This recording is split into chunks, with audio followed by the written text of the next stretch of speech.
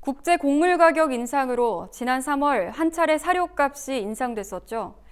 이런 가운데 또다시 국제 곡물가가 고공행진하면서 일부 사료업체들은 사료값 추가 인상에 나섰는데요.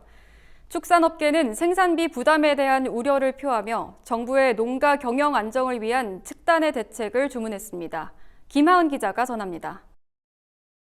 국제 곡물 가격 상승으로 인한 사료값 추가 인상이 현실화되면서 축산농가의 부담이 가중되고 있습니다. 배합사료업체들은 7월부터 5.9%에서 10% 수준의 가격 인상을 추진하는 것으로 알려졌습니다. 이미 지난 3월 국제 곡물 가격 인상 여파로 한 차례 사료값 인상이 이루어졌는데 중국이 올해 옥수수 수입량을 대폭 확대한 데다 주요 곡물 수출국인 미국과 브라질의 기후 악재로 작황이 좋지 않아 사료업계가 추가 가격 인상을 단행한 겁니다.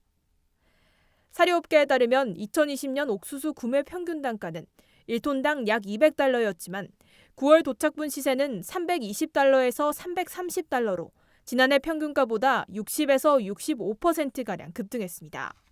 소맥도 지난해 1톤당 200달러에서 올 7월 도착분 시세는 310달러로 40% 이상 올랐습니다. 대두박도 마찬가지로 지난해는 1톤당 350달러였지만 8월 도착분 시세가 500달러까지 치솟았습니다. 올해만 벌써 두 차례 추진된 사료값 인상에 축산업계는 경영 부담을 호소하고 있습니다. 축산물 생산비에서 사료비가 차지하는 비중이 높기 때문입니다. 통계청이 발표한 2020년 축산물 생산비에 따르면 생산비 중 사료비 비중이 비육돈과 산란계는 57.4%, 육계는 56.8%에 달합니다.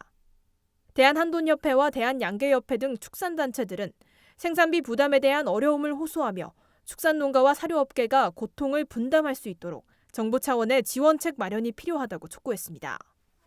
곡물을 구매할 때에 원료를 구매할 때 들어가는 비용 이자 보전을 해주고 사료업체들의 경영난도 같이 가져야 되는데 곡물을 구매하는 사료업체가 부담이 있다 보니까 그 증가가 결국 우리 농가한테 오는 거 아니에요.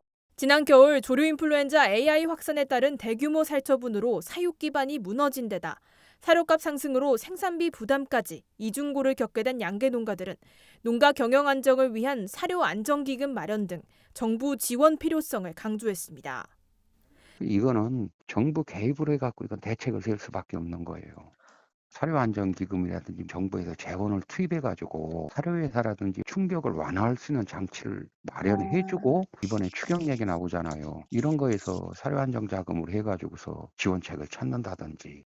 한편 농림축산식품부는 지난달 28일 국제 곡물 가격 상승에 대응해 사료업체 등 사업자에 대한 면세농산물 의제 매입세액 공제 한도 특례 적용 기간을 2023년까지 연장하는 방안을 검토하고 있다고 밝혔습니다.